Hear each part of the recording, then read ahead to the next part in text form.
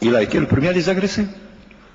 Donc, c'est un gouvernement qui est, s'il dit maintenant, moi je les prends sous ma protection, on ne peut pas le croire. Et si on le croit, on devient complice. Si on le croit, on devient complice. Reagan disait, dans le cadre, le président Reagan, feu président Reagan, quand il discutait avec les soviétiques pour le problème du désarmement, il avait prononcé cette fameuse formule, je fais confiance mais je vérifie. Nous, s'il s'agit de vérifier, il sera trop tard. Alors, donc, zéro confiance, parce que d'un côté, nous avons une condamnation à mort prononcée depuis 1988 et qui a été exécutée et chaque fois que l'occasion s'est présentée. Et deuxièmement, nous avons affaire à un gouvernement qui a lié, c'est son affaire, son sort, à deux dictatures, une dictature religieuse qui est la dictature iranienne et une dictature voisine à l'ouest qui est la dictature syrienne et qui traite cette question à la manière dont nous voyons avec toutes les obstructions. Et enfin,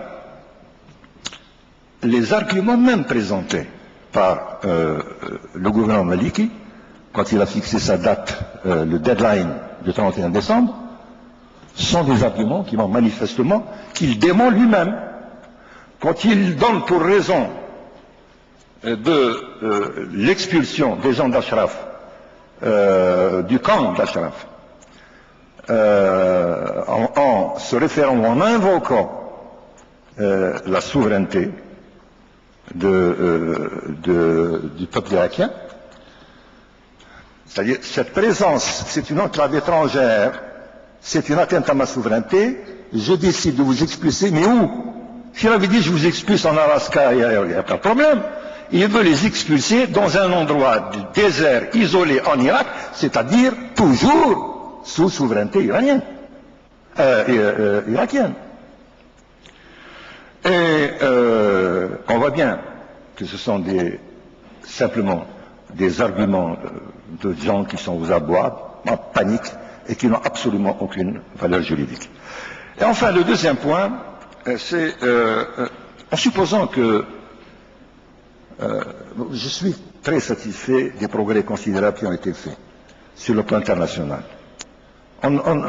Il y a fort peu de chances qu'on puisse réitérer, mais en supposant que ça soit réalisé, qu'on trouve une solution pour assurer la protection, et la seule protection possible, c'est soit les casques bleus, soit les États-Unis d'Amérique qui restent encore responsables, et moralement, et politiquement, et légalement, de cette situation. Supposons que nous réussissions, mais nous allons réussir à avoir un sursis. Il ne s'agit pas pour nous d'avoir un sursis de 6 mois ou de 12 mois pour les gens d'Ashraf. Ça restreint. Et là, j'en reviens à la problématique iranienne. Il faut que l'administration américaine prenne conscience qu'elle doit revoir la problématique iranienne. Tant que ce régime demeurera,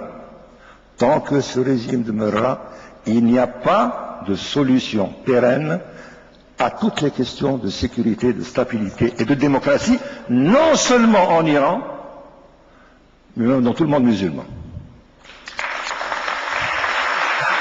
Et notamment et en particulier pour ce qui concerne le printemps arabe.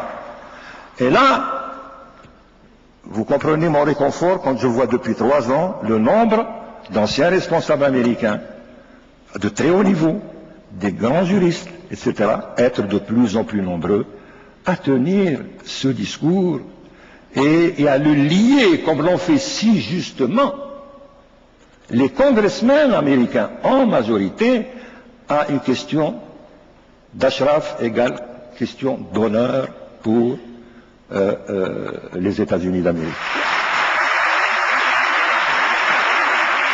Chers amis, je viens de recevoir un communiqué du Conseil national de la résistance de l'Iran que je vais vous transmettre.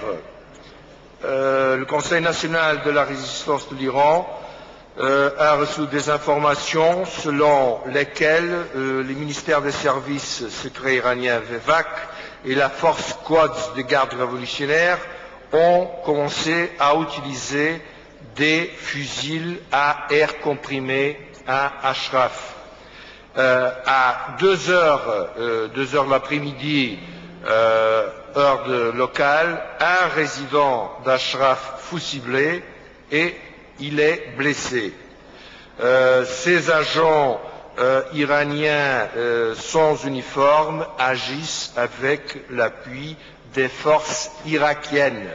J'ai déjà une photo du trou fait par la balle de air comprimé qui était tirée déjà sur Ashraf.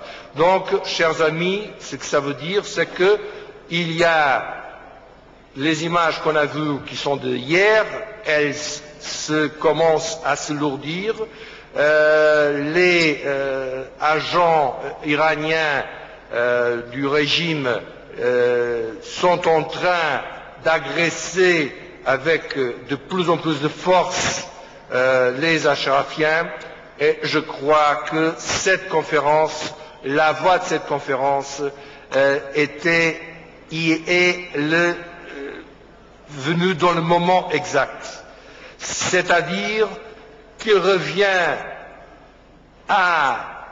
aux Nations Unies, au monsieur le secrétaire général, au président des États-Unis et au président de la France aussi. Il faut agir tout de suite, dire d'une façon claire qu'il n'est pas du tout acceptable ce qui est en train de se passer. Et je crois que c'est la conclusion à nous tous. Et il faut le dire et répéter toutes les fois qu'il soit nécessaire. C'est notre tâche et on sortira d'ici certainement en la rappelant.